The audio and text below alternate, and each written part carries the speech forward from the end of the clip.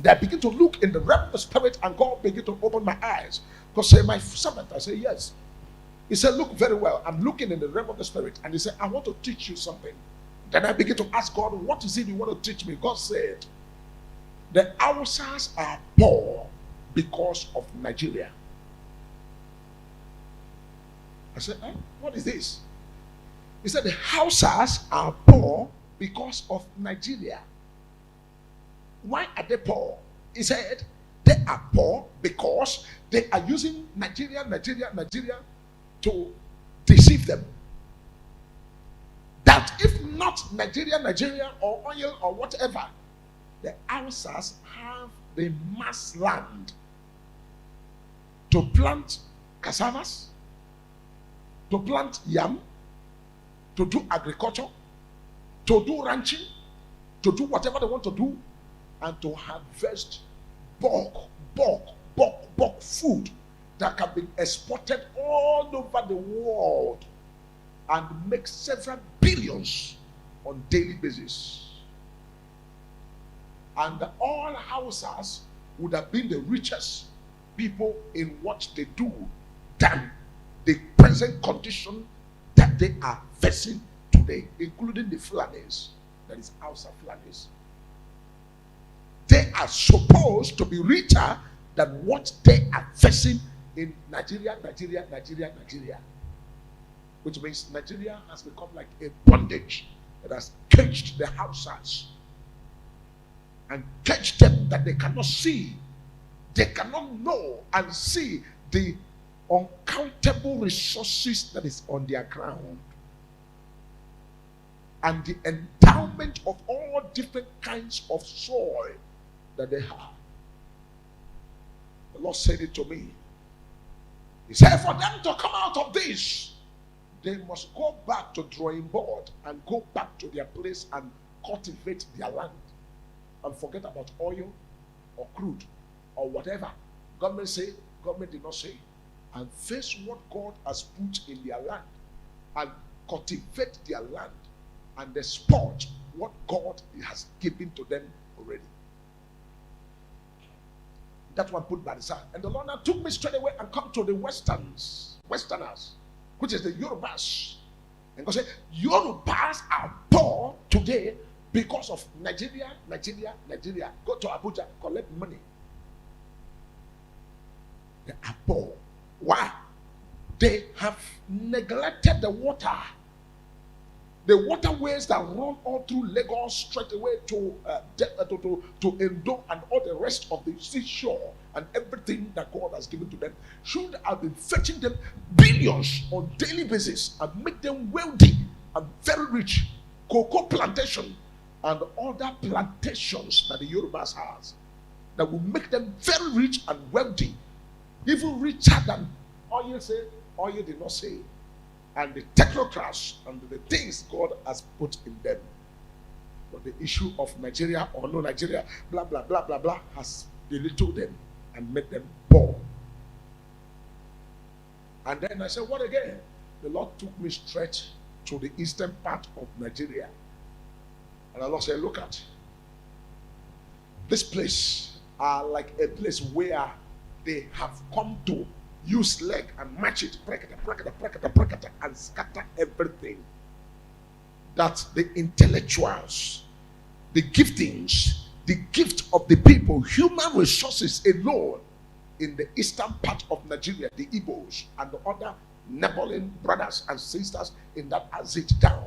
He said the intellectual and what God has put in them will even make them oil and crude oil or whatever you call mineral resources would have been nothing to them. It's not what they are looking for. That is not what God has blessed them with. It is the wisdom, the knowledge how to multiply one and get two, how to combine this and get solution to things that will even make Russians to be coming to Africa, that will even make the Americans to be coming to Africa, that will even make the Germans to be coming to work for us, are already here.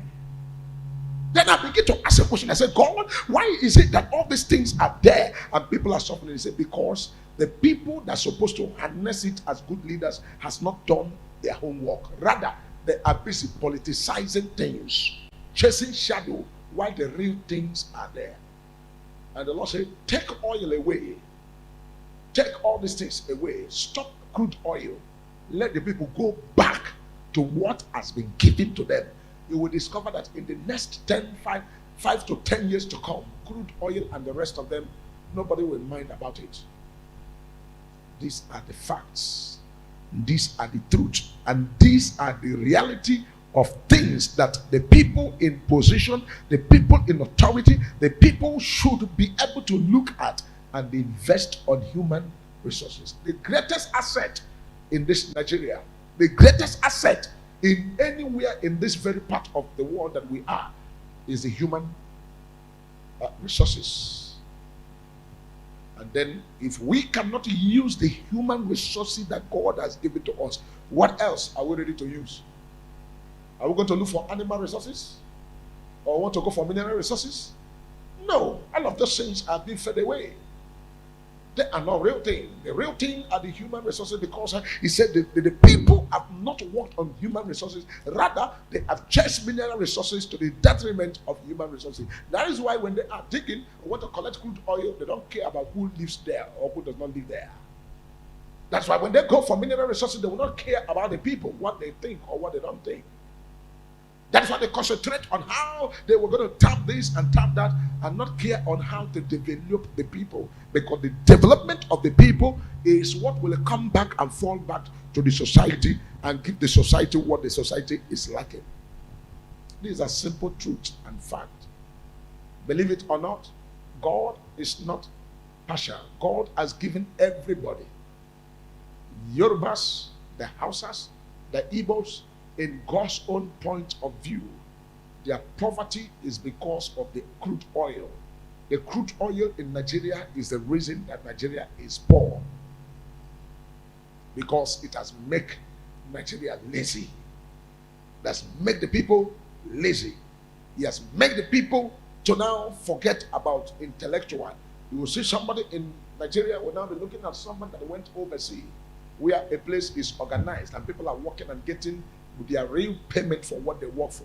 You work in the US or you work in America or anywhere, and you are able to earn about $1,000, $2,000, $3,000, $4,000, $5,000, or $10,000 on monthly basis, or even as much as you can earn on monthly basis. When you bring $10,000, for example, or let me say $5,000 in a month, and somebody that is here earn, let's say, 50,000 naira, 50,000 naira and $5,000. You see, 5,000 is small. To say 50,000. 50,000 is supposed to be 10 times bigger than 5,000. But when you go to the value in the market, $5,000 will give you almost 2-point-something million. 2-point-something million in naira. While 50,000 naira will only be something to just come and say this is a change. So it is the packaging of the people that are in position that has caused all of us to be crying on a daily basis. The money they spend in making sure they repair, they put light, they do this thing, is too much and is waste to the money that the light should be generating. The money that the electricity should be generating to the country, that is not being generated because they have not fixed it, is even making the country to go poorer and poorer. If you should spend $1 billion or $1 trillion to put the light in 1 year will give you ×2 of that money. If it doesn't give it to you, your pocket direct, it will give it to your systems, it will give it to your people, it will give it to the people you are leading. And the people now will be able to pump it back to the society. And everywhere will revive. You will see everywhere will begin to revolve. So this is the problem that is crashing the country.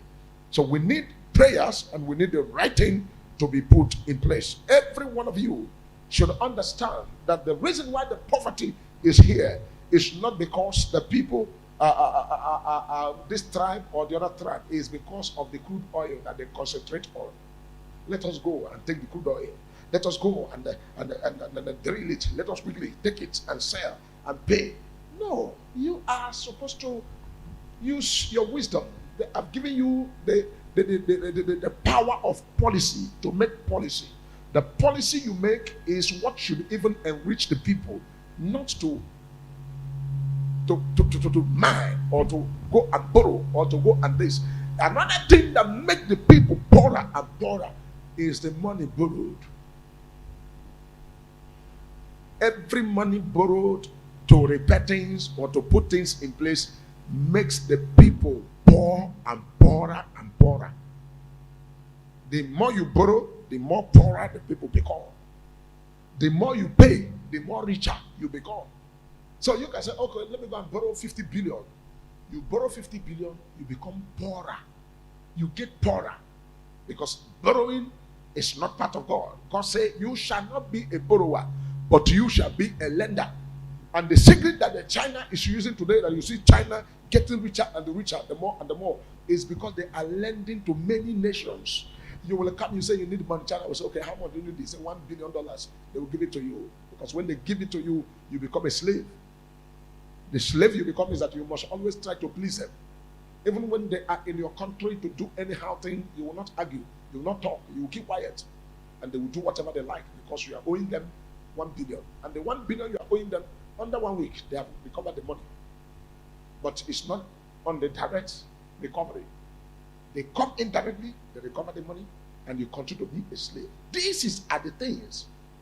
A true leader should be able to sit down and look at all these things. Where can I counterbalance? Where can I put the checks and balance?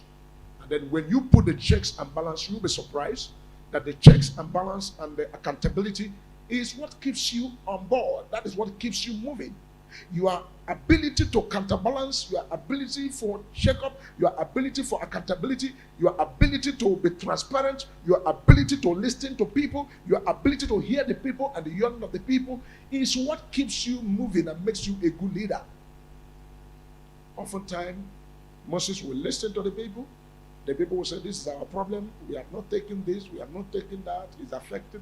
We are complaining. What do we do? Moses will go straight away and meet God. And each time that Moses goes to meet with God, what it means is that he goes for the counsel of heaven. The heavenly host will come in the meeting because God does not go alone. Wherever God is, the Father is there. The Son is there. The Spirit is there. Everything is there. The angels are there. The hosts of heaven, they are there. So all the angels that are in charge of every different sectors, they will all be there.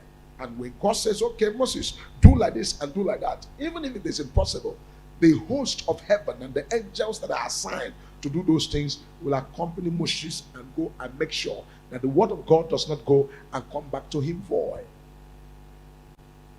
So these are the facts that every one of us should be able to know. We all should know about this. The country should know it. The leaders should know it. The people in power should know it. It is not something that is hidden. You cannot say, oh, yes, it's because of this or because of that.